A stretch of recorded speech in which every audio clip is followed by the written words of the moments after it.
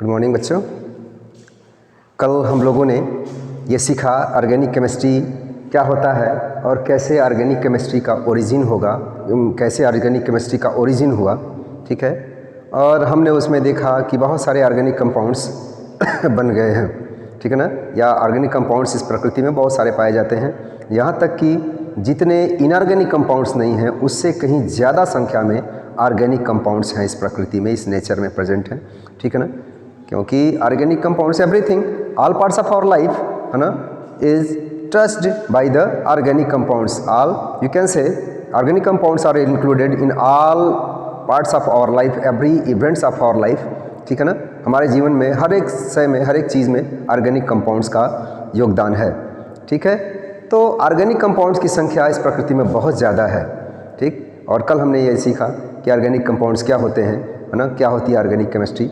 तो अब हम आज ये जानने की कोशिश करेंगे कि ऑर्गेनिक कंपाउंड्स की संख्या, है ना, हम ऑर्गेनिक केमिस्ट्री तो ऑर्गेनिक कंपाउंड्स की संख्या ज़्यादा है, इसलिए केमिस्ट्री को दो भागों में बांट दिया गया, है ना। एक इनऑर्गेनिक केमिस्ट्री, है ना, दूसरा ऑर्गेनिक केमिस्ट्री। तो इनऑर्गेनिक केमिस्ट्री में हमने कल पढ़ा कि ऑर्गेनिक केमिस्ट्री में जो प्रकृति में, है ना, जो मिनरल से, अर्थ क्रस्ट से जो सब्सटेंसेस मिलते हैं उनका स्टडी हम इनऑर्गेनिक केमिस्ट्री में करते हैं, और ऑर्गेनिक केमिस्ट्री में उन सब्सटेंसेस का अध्ययन करते हैं जो कि लिविंग बॉडीज़ में पाए जाते हैं या लिविंग बॉडीज़ में अंदर बनते हैं, या यूँ कह सकते हैं आजकल की भाषा में कि ऑर्गेनिक केमिस्ट्री उन चीज़ों का अध्ययन कराती है जिसमें कार्बन अवश्य प्रेजेंट होता है, या कार्बन से बने हुए यौगिकों का अध्ययन ऑर्गेनिक केमिस्ट्री कहलाती है, ठीक है। तो अब जो है ये इनऑर्गेनिक और ऑर्गेनिक क्यों किया गया, क्यों दो भागों में बांटा गया केमिस्ट्री को, तो सबसे पहले है कि लार्ज नंबर, है ना, जिसका रीज़न क्या है, ठीक, ये रीज़न है कि लार्ज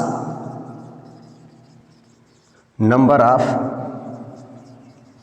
ऑर्गेनिक कंपाउंड्स, ठीक। सबसे पहला रीज़न ये है इनऑर्गेनिक और केमिस्ट्री को इनऑर्गेनिक और ऑर्गेनिक में बांटना, या ऑर्गेनिक पर्टिकुलर एक ब्रांच बनाना, कार्बनिक रसायन एक शाखा बनाना, है ना। इसके पीछे क्या रीज़न रहा कि सबसे पहला रीज़न कि ऑर्गेनिक कंपाउंड्स की संख्या बहुत ज़्यादा है ना, और बहुत ज़्यादा संख्या की होने की वजह से सबका स्टडी करना मुश्किल है, इसलिए ऑर्गेनिक कंपाउंड्स को अलग से केमिस्ट्री की शाखा में स्टडी किया जाता है, जिसको ऑर्गेनिक कंपाउंड कहते हैं, ठीक, ऑर्गेनिक केमिस्ट्री कहते हैं, ठीक। तो अलग से शाखा बनाने का सिर्फ पहला वजह रहा, पहला रीज़न रहा कि ऑर्गेनिक कंपाउंड्स की संख्या, जो ऑर्गेनिक सब्सटेंसेस हैं उनकी संख्या, उनका नंबर बहुत ज़्यादा है, इस वजह से ये अलग से एक ब्रांच ऑर्गेनिक केमिस्ट्री बनाया गया, ठीक है। ये हो गया। अब ये नंबर ऑफ ऑर्गेनिक कंपाउंड्स की संख्या जो है बहुत ज़्यादा क्यों है, इसके पीछे का कारण है ना, कि अच्छा बताएंगे अभी, ठीक है। दूसरा ये है, दूसरा कारण पहले देख लेते हैं, उसके बाद हम इसको डिस्कस करेंगे। दूसरा कारण ये है ना, कि कंपोजिशन, ठीक है ना, इनका संगठन, कंपोजिशन ऑफ ऑर्गेनिक सब्सटेंसेस, ठीक है ना। बेशक ऑर्गेनिक सब्सटेंस जो हैं वो बहुत ही कम एलिमेंट से बने होते हैं, लेकिन उनके कंपोजिशन बहुत ही कम एलिमेंट होते हैं, क्योंकि ऑर्गेनिक कंपाउंड्स में ज़्यादा से ज़्यादा कार्बन है, हाइड्रोजन है, ऑक्सीजन है, ये तो पाया जाता है। इसके अलावा बहुत कम मात्रा में नाइट्रोजन, सल्फर या फास्फोरस मिल सकता है। लेकिन इनऑर्गेनिक कंपाउंड्स में, इनऑर्गेनिक कंपाउंड्स को किसी भी, जो भी कार्बन, हाइड्रोजन, ऑक्सीजन के अलावा जो भी एलिमेंट्स हैं उनके द्वारा उसको बनाया जा सकता है, उनके कंपोजिशन में दूसरे एलिमेंट्स भी मिलते हैं, ठीक है। तीसरी बात यह है कि इनका जो मॉलिक्यूल होता है ना, कॉम्प्लेक्सिटी ऑफ मॉलिक्यूल्स, ठीक, जटिलता, ठीक है ना, जो इसके अणु है, कार्बनिक यौगिक जो हैं, जो ऑर्गेनिक कंपाउंड्स हैं, उनके जो मॉलिक्यूल्स हैं वो बहुत ही कॉम्प्लेक्स होते हैं, उनका स्ट्रक्चर बहुत कॉम्प्लेक्स होता है in respect to the inorganic compounds. जैसे अब जरा देखिए कि मान लीजिए सोडियम क्लोराइड ही है, ठीक है, तो ये आयनिक बांड से बंधे हुए हैं, ठीक है, ठीक है। मान लीजिए कि आयनिक बॉन्ड है, ठीक है ना, ionic forces electrostatic force of attraction है जिसकी वजह से बंधे हुए हैं, तो आराम से इसका स्ट्रक्चर बना सकते हैं। लेकिन जो ऑर्गेनिक कंपाउंड्स हैं, ऑर्गेनिक मॉलिक्यूल्स हैं, उनका जो स्ट्रक्चर है बहुत ही कॉम्प्लेक्स होता है, क्योंकि ये स्ट्रेट चेन में, ब्रांच चेन में और रिंग स्ट्रक्चर भी बनाते हैं, इसलिए इनका स्ट्रक्चर बहुत ही कॉम्प्लेक्स होता है। जैसे अब मान लीजिए कि ब्यूटेन ही है, ब्यूटेन है, ब्यूटेन है, ठीक। अब ये स्ट्रेट चेन में है, ठीक है, या ब्रांच भी हो सकता है, ठीक है।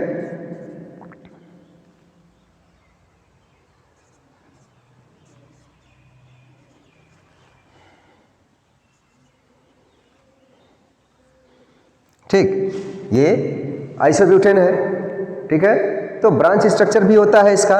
इसी तरह से बेंजीन है, बेंजीन का रिंग स्ट्रक्चर होता है, ठीक। फुल्लेरिन जो है बहुत ही कॉम्प्लेक्स स्ट्रक्चर वाला कंपाउंड है, ठीक है।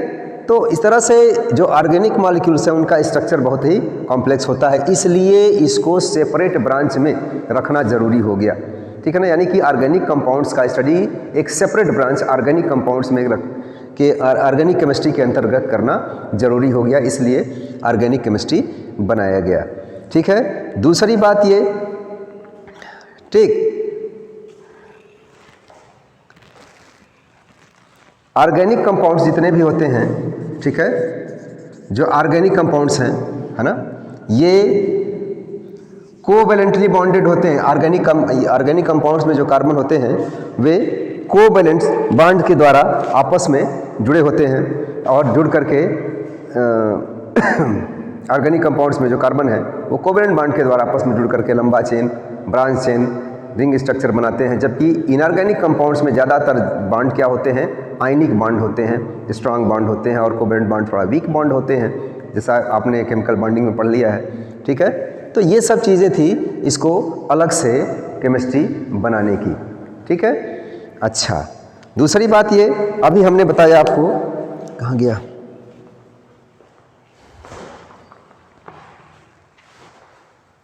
बात यहाँ पे चली कि ज़्यादा ऑर्गेनिक कंपाउंड्स की संख्या ज़्यादा, इतनी ज़्यादा क्यों है, ठीक है ना। थोड़ा इस पर डिस्कस कर लेते हैं।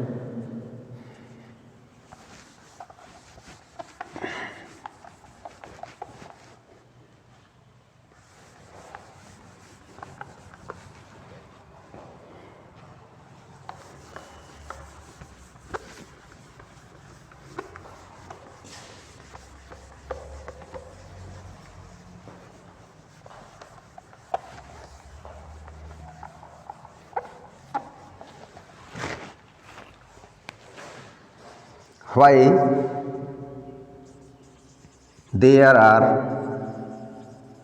large number of organic compounds, ठीक है ना। ये ऑर्गेनिक कंपाउंड्स के संख्या बहुत ज़्यादा क्यों होती है, तो इसके लिए सबसे पहला रीज़न तो एक कैटेनेशन है, ठीक है ना। इसको कहा जाता है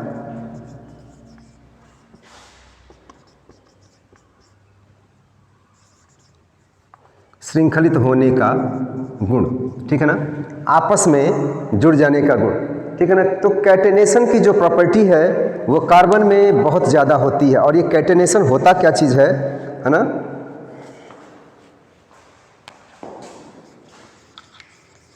tendency of an element to combine together, ठीक है ना, बाय स्ट्रांग कोवैलेंट बॉन्ड, ठीक है ना, to form long straight chain, branch chain और ring structure is called catenation, ठीक है ना।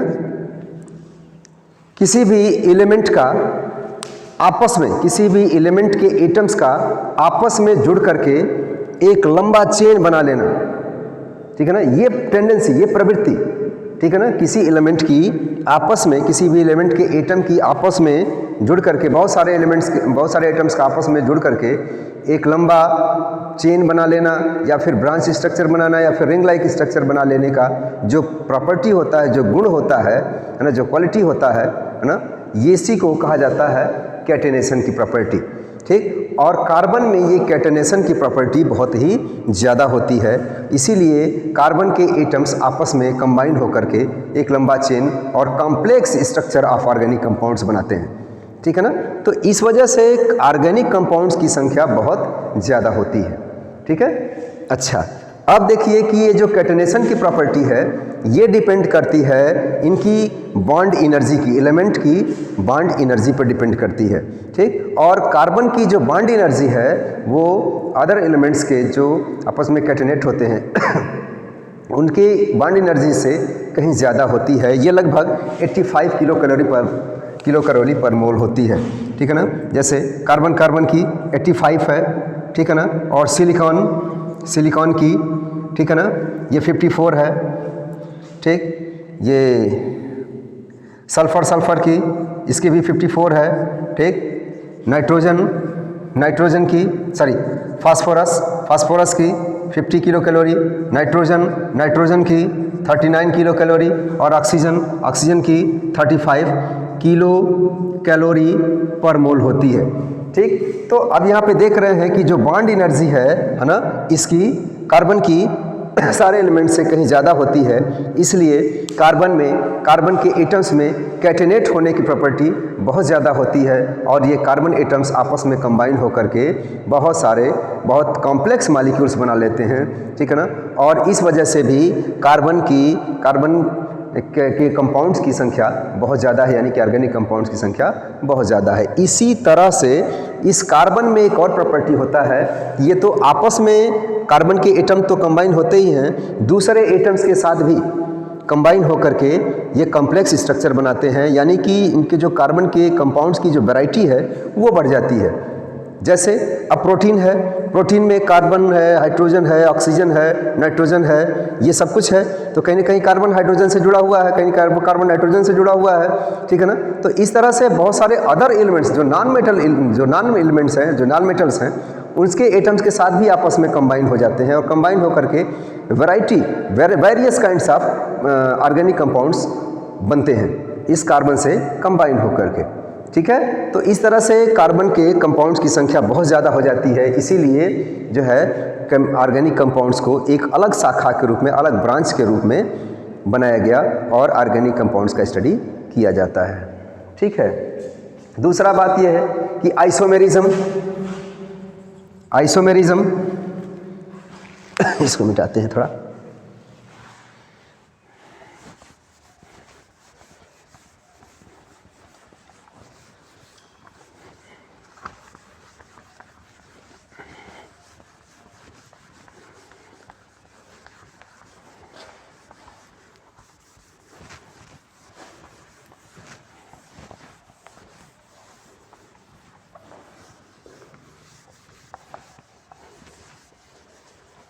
हालांकि आइसोमेरिज्म के बारे में एक अलग टॉपिक है ना, उसको बताएंगे बाद में आगे चल करके, लेकिन यहाँ बात चली है क्यों ऑर्गेनिक कंपाउंड्स की संख्या इतनी ज़्यादा क्यों है ना। तो यहाँ पे एक वजह होता है, जैसे आपने देखा कैटेनेशन, ठीक है ना। तो उसी तरह से कैटेनेशन की वजह से ऑर्गेनिक कंपाउंड्स की संख्या बहुत ज़्यादा होती है, क्योंकि ये कार्बन एटम जो है कंबाइन होकर के लंबा चेन बना लेता है, बहुत कॉम्प्लेक्स स्ट्रक्चर बना लेता है, बहुत सारे कंपाउंड्स बना लेता है, अदर एलिमेंट के साथ भी कंबाइन होकर के बहुत सारे कंपाउंड्स बनाता है। उसी तरह से आइसोमेरिज्म होता है। तो आइसोमेरिज्म है क्या, ठीक है ना, हिंदी में इसको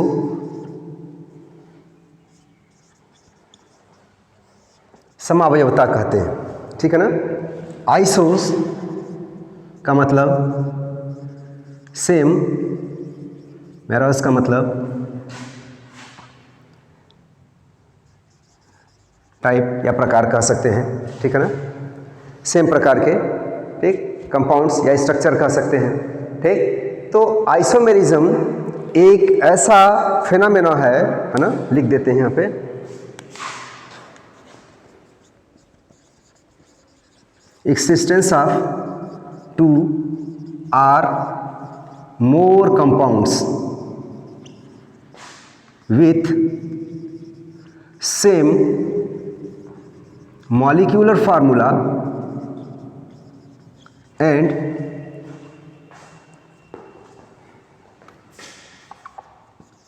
but not and, ठीक है ना, but having different structures is called isomerism, and the compounds themselves are called isomers, ठीक है ना। अब ये क्या चीज़ है, इसकी वजह से कैसे बहुत सारा संख्या है ऑर्गेनिक कंपाउंड्स की, जरा देखते हैं। कि मान लीजिए कि किसी भी ऑर्गेनिक कंपाउंड्स का फार्मूला मॉलिक्यूलर फार्मूला है, ठीक है ना, मॉलिक्यूलर फार्मूला ये है C2H6O है, ठीक है ना। ये मॉलिक्यूलर फार्मूला भी है ना, फार्मूले भी 3 तरह के होते हैं, ठीक। एक मॉलिक्यूलर फार्मूला, केमिकल फार्मूला 3 तरह का होता है, एक मॉलिक्यूलर फार्मूला, दूसरा एम्पिरिकल फार्मूला, तीसरा स्ट्रक्चरल फार्मूला होता है, ठीक है। तो जो मॉलिक्यूलर फार्मूला है, चलिए उसको अलग से बता देंगे, ठीक है, बता देंगे बाद में, ठीक है, ठीक। तो अब ये जो है मॉलिक्यूलर फार्मूला है ना, ये दिया गया है, ठीक। अब इसको देखा जाए तो इससे 2 तरह के कंपाउंड्स बनते हैं, एक है CH3OC2CH3, ठीक है, और दूसरा क्या बनेगा C2H5OH। यहाँ पर ये दोनों फंक्शनल ग्रुप हैं, ठीक है ना, ये दोनों क्या हैं, फंक्शनल ग्रुप हैं, ठीक। और फंक्शनल ग्रुप क्या होता है कि ऐसा ग्रुप है ना, एटम्स का ऐसा ग्रुप है ना, जो किसी भी कंपाउंड के प्रॉपर्टी को डिटरमाइन करता है, किसी भी कंपाउंड की कैरेक्टरिस्टिक्स को डिटरमाइन करता है ना, ऐसे ग्रुप को फंक्शनल ग्रुप कहते हैं। अब जरा देखिए कि यहाँ पर ये ईथर ग्रुप है, क्या है, ईथर है, और ये क्या है, एल्कोहल ग्रुप है, ठीक, एल्कोहलिक ग्रुप है। इसका नाम होता है डाई मेथिल ईथर और इसका नाम एथाइल एल्कोहल। तो अब एक ही फार्मूले से, एक ही मॉलिक्यूलर फार्मूले से 2 तरह के कंपाउंड रिप्रेजेंट हो रहे हैं, ठीक। तो फार्मूला तो एक ही है, लेकिन कंपाउंड्स कितने तरह के हो गए, 2 तरह के, इस तरह से। और दोनों कहीं ना कहीं आपस में चेंजेबल भी होते हैं, ठीक है, इसको भी पढ़ेंगे हम लोग बाद में। तो अब ये नंबर ऑफ ऑर्गेनिक कंपाउंड्स बढ़ गया, ठीक है। अब मान लीजिए इस तरह से बहुत सारे कंपाउंड्स हैं, है ना। तो ये सब वजह रहा क्यों ऑर्गेनिक कंपाउंड्स की संख्या बहुत ज़्यादा है और क्यों ऑर्गेनिक केमिस्ट्री एक नया ब्रांच के रूप में बनाया गया, ठीक। अब इसके बाद ज़रूरत पड़ जाती है कि चूँकि ऑर्गेनिक कंपाउंड्स की संख्या बहुत ज़्यादा है, ठीक है, और तो सबको एक साथ स्टडी करना बड़ा मुश्किल है, क्योंकि यहाँ पे देख रहे हैं कि अलग अलग कंपाउंड्स में फंक्शनल ग्रुप अलग अलग हैं। तो जाहिर सी बात है कि अलग अलग कंपाउंड्स में फंक्शनल ग्रुप अलग अलग हैं, तो उनके कैरेक्टरिस्टिक्स भी अलग हैं। तो सारे कंपाउंड्स को एक ही कैरेक्टरिस्टिक्स से तो डिनोट नहीं किया जा सकता, रिप्रेजेंट नहीं किया जा सकता। तो अलग अलग इतनी ज़्यादा संख्या है ऑर्गेनिक कंपाउंड्स की कि अब उनको क्लासिफाई करना बड़ा आवश्यक हो गया, ज़रूरी हो गया, ठीक है। तो अब कल हम लोग सीखेंगे कि कैसे ऑर्गेनिक कंपाउंड्स को क्लासिफाई किया गया है, क्या क्लासिफिकेशन है ऑर्गेनिक कंपाउंड्स का। तो कल हम लोग ऑर्गेनिक कंपाउंड के क्लासिफिकेशन को सीखेंगे कि बहुत सारे ऑर्गेनिक कंपाउंड्स को कैसे क्लासिफाई किया गया और कैसे उसका स्टडी किया जाता है, ठीक है। ओके, तो मैं समझता हूँ आज के लिए इतना काफ़ी है। आप लोग समझिए, पढ़िए, धन्यवाद।